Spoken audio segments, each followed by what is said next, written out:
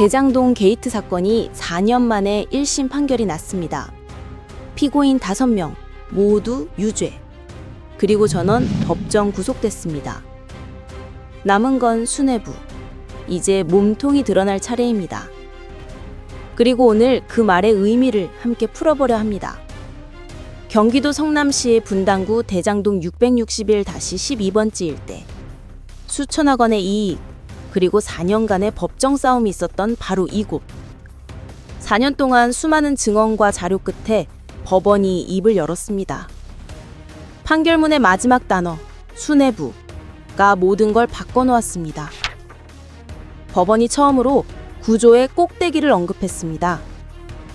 대장동 게이트는 단순한 부패 사건이 아니죠.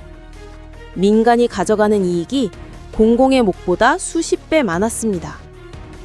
7억을 넣고 7천억을 챙겨갔다는 말 기억나시죠? 한 도시의 행정 시스템이 어떻게 무너졌는지, 그리고 법이 그 붕괴의 구조를 어떻게 기록했는지를 보여주는 서사입니다.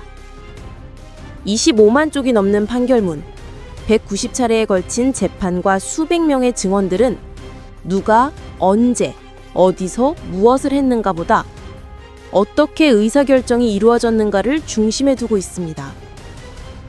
판결문에는 이름이 거의 등장하지 않았어요. 대신에 이런 문장은 반복됩니다. 단독으로 결정할 위치에 있지 않았다. 성남시 수뇌부의 지시와 조율 아래 진행되었다. 이 한 문장이 모든 걸 설명합니다. 누가 아니라 위가 있다는 뜻이죠. 수사기관을 바뀌어도 공소장은 변하지 않았었고, 그 긴 시간 동안 한 가지 사실만은 남았습니다. 공공의 이익은 줄어들었고 민간의 이익은 폭증했다. 피고인은 단독으로 결정할 위치에 있지 않았다. 성남시 수뇌부가 주요 결정을 하는 과정에서 민간업자들과 의견을 조율하는 등 중간 관리자 역할을 담당했다. 법원은 이름을 남기지 않고 방향을 남겼습니다. 저는 이 문장을 읽으면서 그림 하나가 머릿속에 떠올랐습니다. 개발 구조의 사다리. 맨 아래엔 민간 자본. 그 위에는 공사. 그리고 그 위에는 행정의 승인층. 법원이 말한 수뇌부는 바로 그 사다리의 꼭대기를 가리키고 있었죠. 그 자리는 단순한 보고가 아니라 결정을 내리는 자리입니다. 이건 감정이 아니라 팩트입니다. 재판부가 명시했습니다. 공공의 정당한 이익이 침해되었다. 민간이 과도한 이익을 얻었다. 결국 이익의 방향이 바뀌었다는 겁니다. 공공개발의 이름 아래 민간이 주도권을 쥐었고 행정은 그 흐름을 막지 못했었죠. 그럼 질문을 한번 바꿔볼까요? 이건 누가 잘못했느냐를 따지는 게 아니라 왜 이런 구조가 가능했느냐의 문제가 맞는 거죠. 법원이 수뇌부라고 표현한 이유가 바로 여기에 있습니다. 이건 개인의 비리가 아니라 의사결정의 구조적 결함을 가리킬 거예요.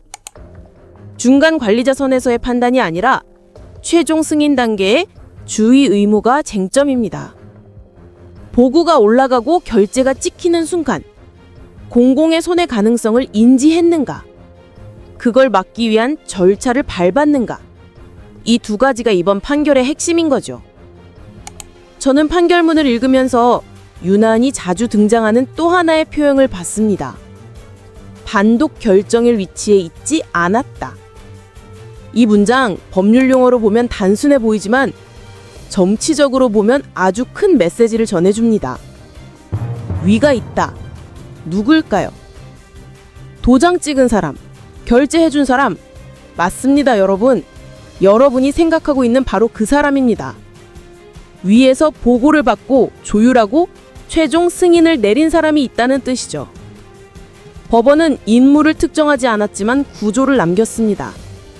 그 구조 안에서 책임의 층위가 자연스럽게 드러납니다. 문제는 여기서 끝이 아니죠. 이 판결 직후 민주당 일부에서는 배임죄 폐지와 재판 중지법까지 꺼내든 거 다 알고 계시죠? 이름은 그럴듯합니다. 국정안정법이라고요. 하지만 시청자 여러분, 마음속 질문은 간단합니다. 왜 하필 지금입니까? 왜 이 사건에서 중형이 선고된 바로 다음 주에 이런 법을 밀어붙이려 합니까? 국민은 개돼지 바보 아니에요. 누가 혜택을 보는지, 법이 누구를 향해 있는지 다 압니다. 그래서 분노가 솟구치죠. 정의가 무너지는 순간을 상상하게 되니까요. 이쯤에서 생각이 멈춥니다. 법원이 던진 수뇌부라는 단어, 그건 단순히 누군가를 가리키는 것도 포함되지만 행정 시스템의 두뇌를 말하는 것으로도 볼 수 있습니다. 이익 구조를 짜고 공공의 몫을 조정하며 민간의 요청을 승인하는 그 위치, 그게 바로 수뇌부 아닙니까? 결정은 위에서 내려오지만 책임은 아래로 향한다. 이 비틀린 구조를 바로잡지 않으면 같은 사건은 언제든 반복될 수 있습니다. 이제 논점을 옮겨서 배임죄, 이번 사건의 중요한 핵심 쟁점이었습니다. 배임은 타인의 사물을 처리하는 자가 그 임무에 위배되는 행위를 했을 때 성립해왔고, 그래서 이 사건에서 문제는 고의였습니다. 알고 했는가? 아니면 결과를 알면서도 방치했는가? 이건 곧 미필적 고의의 영역이죠. 법원은 이렇게 판단했습니다. 공공의 손해를 인식했거나 최소한 인식할 수 있었다. 이 문장은 간단하지만 깊습니다. 몰랐다고 끝나지 않는 이유가 바로 여기에 있습니다. 알 수 있었는가가 핵심이죠. 보고받을 위치에 있었다면, 결재를 내릴 권한이 있었다면 그건 이미 알 수 있는 구조라는 뜻이라서. 이 사건은 그래서 단순한 비리가 아닌 통제 실패의 기록입니다. 공공기관의 내부 통제 시스템이 작동하지 않았고 외부의 감시도 제대로 이루어지지 않았습니다. 그 결과 이익의 흐름이 한쪽으로 쏠렸었고 법원은 그걸 공공의 정당한 이익 침해라고 썼습니다. 말은 차분하지만 의미는 단호합니다. 공공의 역할이 제대로 수행되지 않았다. 그 문장을 읽으면서 저도 모르게 한숨이 나왔습니다. 왜 우리는 늘 결과가 나와야 문제를 인식할까요? 보고와 결재, 절차와 책임의 고리가 한 번만 끊어져도 수백억, 수천억의 이익이 민간으로 넘어갑니다. 그 고리의 끝에 수뇌부가 있다는 사실, 법원은 조용히 그러나 명확하게 적었습니다. 이제 시선을 조금 더 넓게 본다면 이 판결이 던진 메시지는 단 하나입니다. 공공의 의사결정은 투명해야 한다. 그 투명함이 깨지는 순간 권력은 이익으로 변합니다. 법원은 그것을 구조적 유착이라고 불렀지만 저는 그 표현을 조금 다르게 보고 싶습니다. 그건 공공의 감시 실패였습니다. 지금 필요한 건 거창한 개혁이 아닌 상식으로 돌아가는 일입니다. 승인권자와 민간 사이의 접촉 기록을 전자화하고 이익 시뮬레이션을 공개하고 결제 시스템을 공동 서명제로 바꾸는 것. 이 세 가지만 제대로 지켜도 다음 사건의 절반은 막을 수 있습니다. 기록이 남으면 로비는 줄어들고 절차가 보이면 의심은 줄어듭니다. 그게 바로 상식의 복원 아닌가요? 이 사건은 한 도시의 문제가 아닙니다. 모든 공공개발이 마주한 구조적 경고입니다. 법원이 남긴 수뇌부라는 단어는 다음 세대 행정에 남긴 일종의 경계선입니다. 그 경계를 넘지 않도록 만드는 것, 그게 바로 정치의 책임일 것입니다. 사람들은 묻습니다. 이제 어떻게 해야 합니까? 답은 간단합니다. 재판은 멈추면 안 됩니다. 기록은 계속 쌓여야 하고 법은 끝까지 가야 합니다.